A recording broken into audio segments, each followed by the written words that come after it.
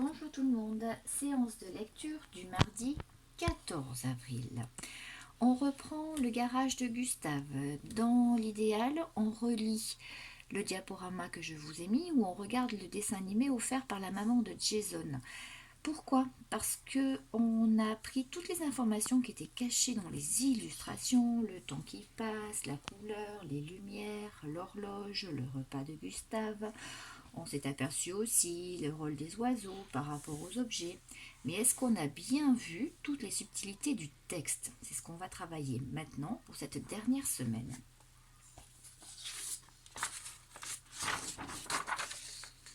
Sur notre fichier, toujours le même rituel, la petite date, les mots des consignes en vert. Première consigne, je surligne le dernier mot de chaque ligne.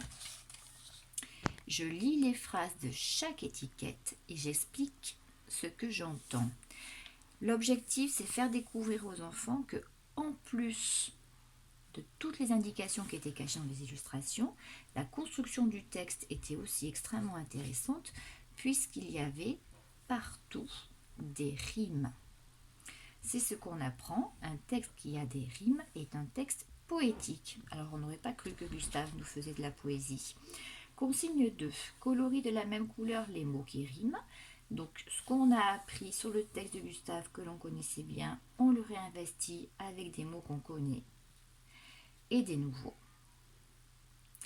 Tous ces mots-là vont nous aider pour faire la deuxième partie. Consigne 3. Lis. On fait lire aux enfants le texte. On le connaît par cœur, c'est celui de Gustave. On fait remarquer les rimes. C'est important, c'est avec ça qu'on va pouvoir écrire notre texte à nous. Puisque la consigne 4, il va falloir écrire un autre texte en rime en changeant les mots encadrés. Qu'est-ce que ça veut dire? Ça veut dire que j'enlève le prénom et j'en choisis un autre. Le mien, celui de maman, celui de papa, comme j'ai envie, celui du copain qui me moque. Je choisis un prénom, je recopie à un problème C et je vais choisir un problème et une solution qui riment dans les boîtes à mots, le problème, les objets ou solutions qui riment. Donc pour commencer, on va d'abord utiliser les codes couleurs. J'entoure mon premier problème, le bruit, ça finit par UI. Quel est l'objet qui peut aller avec lui? C'était le parapluie. Ensuite, je change. Le mal de dos, ça finit par O. Quel est l'objet qui finit par O? J'ai le bureau ou bien le landau. Donc là, j'aurai un choix à faire si je veux celui-là. La chaleur, ça finit par heure. Quel est l'objet qui finit par heure? Le ventilateur ou bien l'aspirateur. Là aussi, j'aurai un choix si c'est celui-là qui m'intéresse.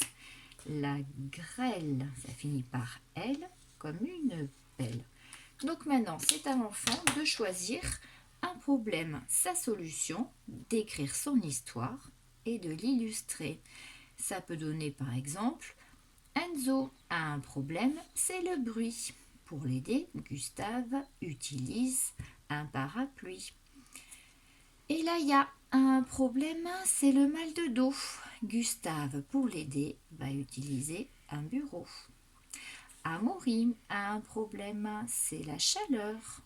Pour l'aider, Gustave utilise un ventilateur. Lucas a un problème, c'est la grêle. Pour l'aider, Gustave utilise une pelle. Mathilde a un problème, c'est le mal de dos. Pour l'aider, Gustave utilise un landau.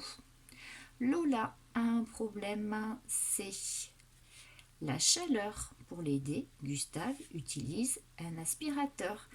Qui j'ai oublié de nos grands? Lucie a un problème, c'est le bruit. Pour l'aider, Gustave utilise un parapluie. Voilà, je crois que j'ai tout le monde cette fois-ci. Allez, à vous de jouer.